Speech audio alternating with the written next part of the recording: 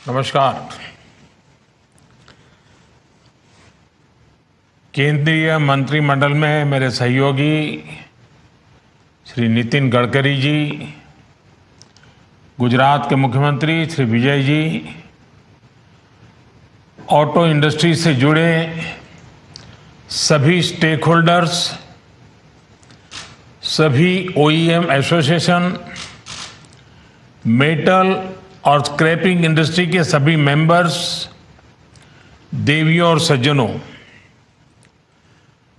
75वें स्वतंत्रता दिवस से पहले आज का ये कार्यक्रम आत्मनिर्भर भारत के बड़े लक्ष्यों को सिद्ध करने की दिशा में एक और अहम कदम है। आज देश national automobile scrappage policy launch कर रहा है। ये पॉलिसी नए भारत की मोबिलिटी को, ऑटो सेक्टर को नई पहचान देने वाली है। देश में व्हीकल पॉपुलेशन के मॉडर्नाइजेशन को, अनफिट व्हीकल्स को एक साइंटिफिक मैनर में सड़कों से हटाने में ये पॉलिसी बहुत बड़ी भूमिका निभाएगी। देश के करीब करीब हर नागरिक, हर इंडस्ट्री, हर क्षेत्र पर इससे सकारात्मक परिवर्तन आएगा। साथियों, आप सभी जानते हैं कि देश की अर्थव्यवस्था के लिए मोबिलिटी कितना बड़ा फैक्टर है। मोबिलिटी में आई आधुनिकता ट्रैवल और ट्रांसपोर्टेशन का बोझ तो कम करती ही है, आर्थिक विकास के लिए भी मददगार साबित होती है। 21वीं सदी का भारत क्लीन, कंजेशन फ्री और कन्वीनियंट मोबिलिटी का लक्ष्य लेकर चले, ये आज समय की मांग है। और इसलिए सरकार द्वारा आज का ये कदम उठाया गया है।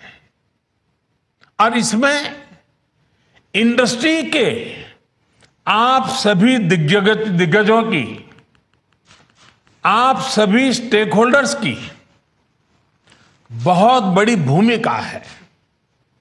साथियों, नई scrapping policy waste to wealth, कचरे से कंचन के अभियान की, सर्कुलर इकोनॉमी की एक अहम कड़ी है।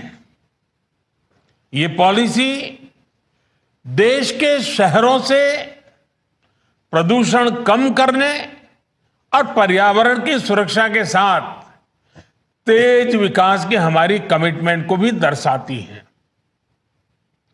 रीयूज, रिसाइकल और रिकवरी के सिद्धांत पर चलते हुए ये पॉलिसी ऑटो सेक्टर में, मेटल सेक्टर में देश की आत्मनिर्भरता को भी नई ऊर्जा देगी।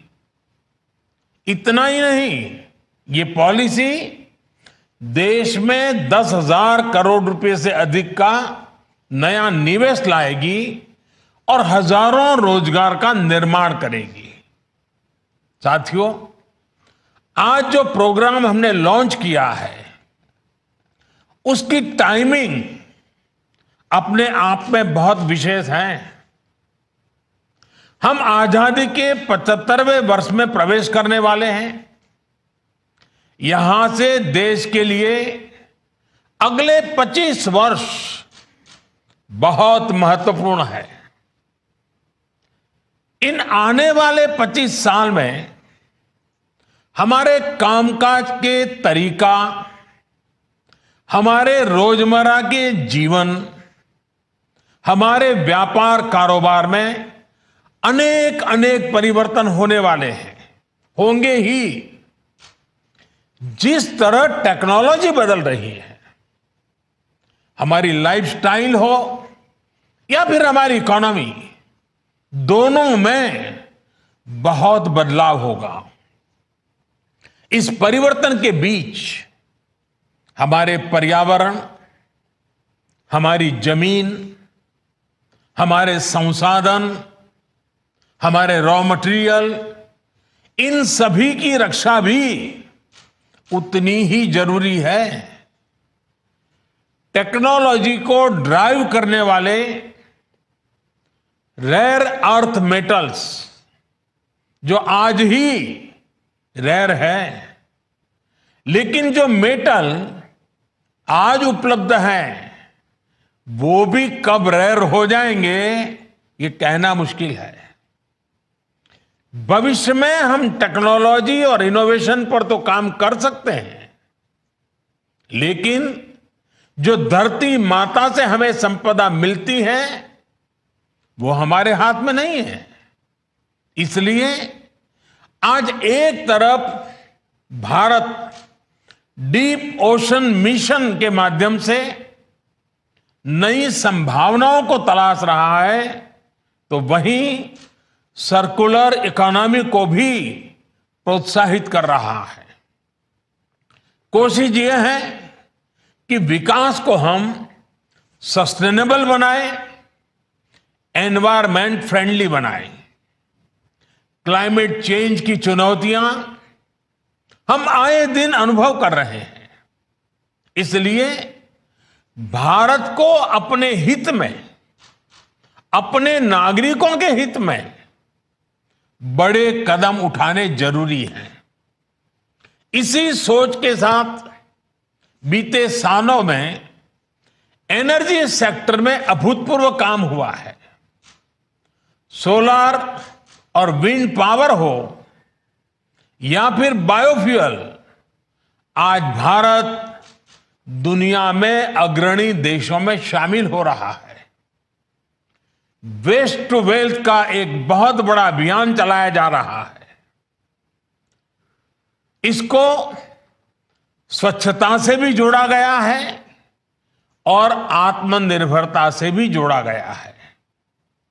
बल्कि आजकल तो हम सड़कों के निर्माण में वेस्ट का बड़ी मात्रा में उपयोग कर रहे हैं।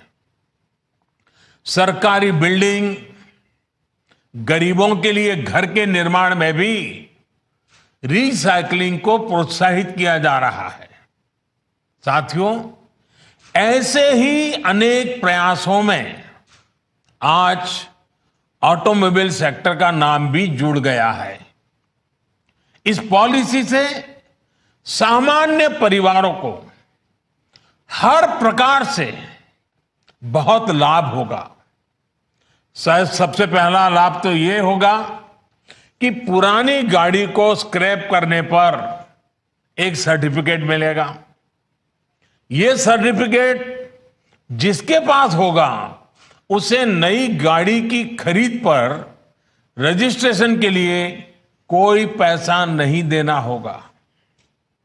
इसके साथ ही उसे रोड टैक्स में भी कुछ छूट दी जाएगी।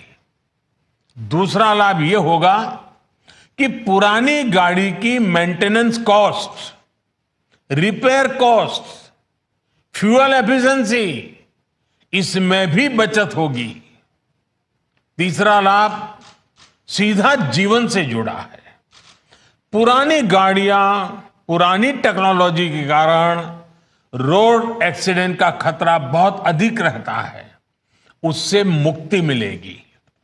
चौथा, इससे हमारे स्वास्थ्य पर प्रदूषण के कारण जो असर पड़ता है उसमें भी कमी आएगी।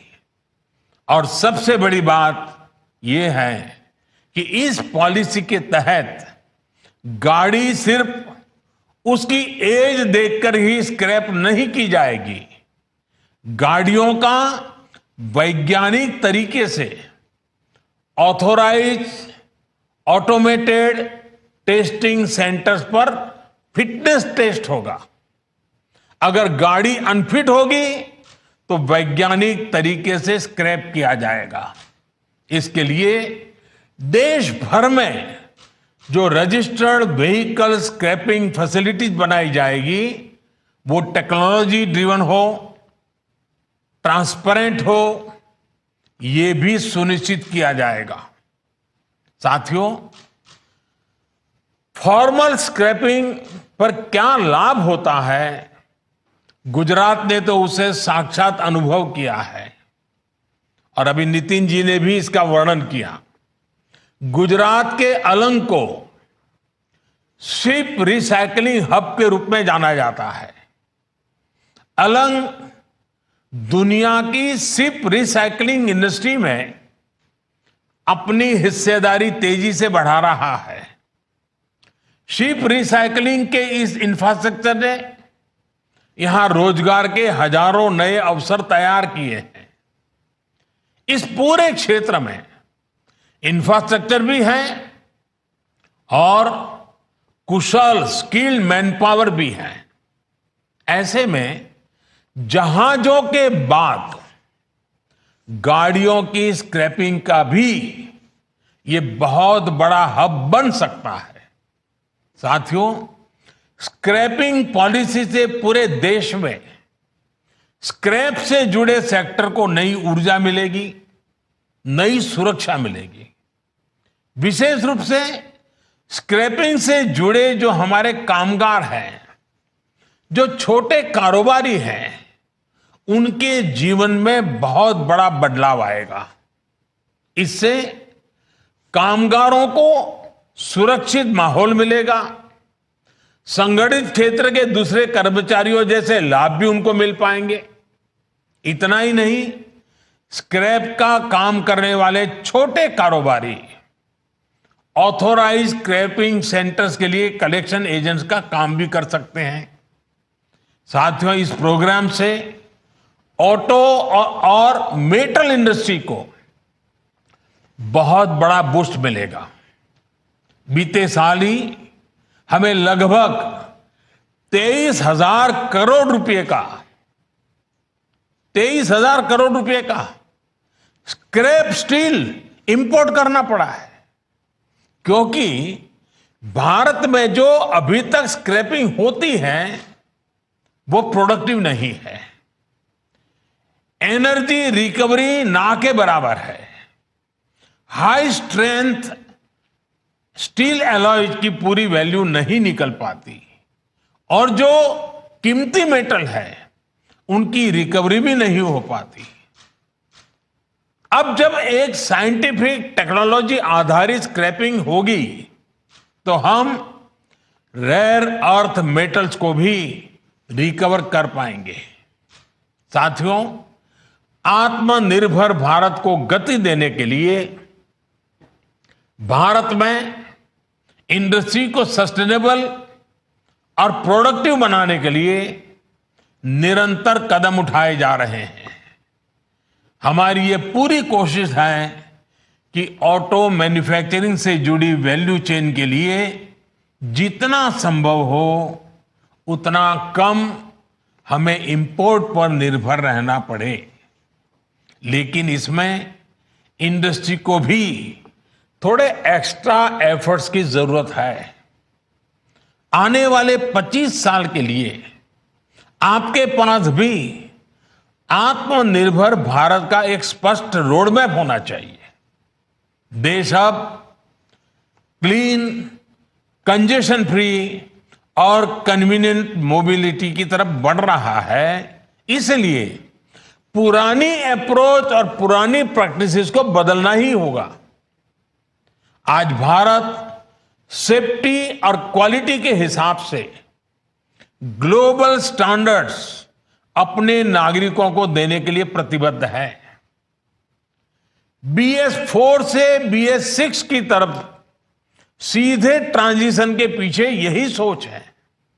साथियों, देश में ग्रीन और क्लीन मोबिलिटी के लिए सरकार रिसर्च से लेकर इंफ्रास्ट्रक्चर तक हर स्तर पर व्यापक काम कर रही है। इथेनॉल हो, हाइड्रोजन फ्यूल हो या फिर इलेक्ट्रिक मोबिलिटी, सरकार की इन प्राथमिकताओं के साथ इंडस्ट्री की सक्रिय भागीदारी बहुत जरूरी है। R&D से लेकर इंफ्रास्ट्रक्चर तक इंडस्ट्री को अपनी हिस्सेदारी बढ़ानी होगी। इसके लिए जो भी मदद आपको चाहिए वो सरकार देने के लिए तैयार है। यहां से हमें अपनी पार्टनरशिप को नए लेवल पर ले जाना है। मुझे विश्वास है कि ये नया प्रोग्राम देशवासियों में भी और ऑटो सेक्टर में भी एक नई ऊर्जा भरेगा, नई गति लाएगा और नए विश्वास का संचार भी करेगा। आज के इस महत्वपूर्ण अवसर को मैं नहीं मानता हूं कि उद्योग जगत के लोग जाने देंगे। मैं नहीं मानता हूं कि पुरानी गाड़ियों को ढोने वाले लोग इस अवसर को जाने देंगे। ये अपने आप में एक बहुत बड़ा परिवर्तन का विश्वास लेकर के आई हुई ये व्यवस्था है। आज गुजरात में इस कार्यक्रम को लॉन्च किया गया है, इस पॉलिसी को लॉन्च किया गया है। और गुजरात का तो वैसे भी और हमारे देश में भी सर्कुलर इकोनॉमी शब्द नया आया होगा, लेकिन हम लोग तो जानते हैं कि अगर कपड़े पुराने होते हैं तो हमारे घरों में दादी माँ उसमें से ओढ़ने के लिए रजाई बना देती है। फिर रजाई भी पूरी हो जाती है, पुरानी हो जाती है, तो उसको भी फाड़ तोड़ करके कचरा पोता के लिए उसका उपयोग करते हैं। यानी रिसाइकलिंग क्या कहते हैं, सर्कुलर इकोनॉमी क्या कहते हैं, वो भारत के जीवन में नई नहीं है। हमें बस वैज्ञानिक तरीके से इसको आगे बढ़ाना है और वैज्ञानिक तरीके से आगे बढ़ाएंगे तो मुझे विश्वास है कि कचरे में से कंचन बनाने के इस अभियान में हर कोई शरीक होगा और हम भी और नई नई चीजें आविष्कार करने की दिशा में सफल होंगे। मैं फिर एक बार आप सबको बहुत बहुत शुभकामनाएं देता हूं। बहुत बहुत धन्यवाद।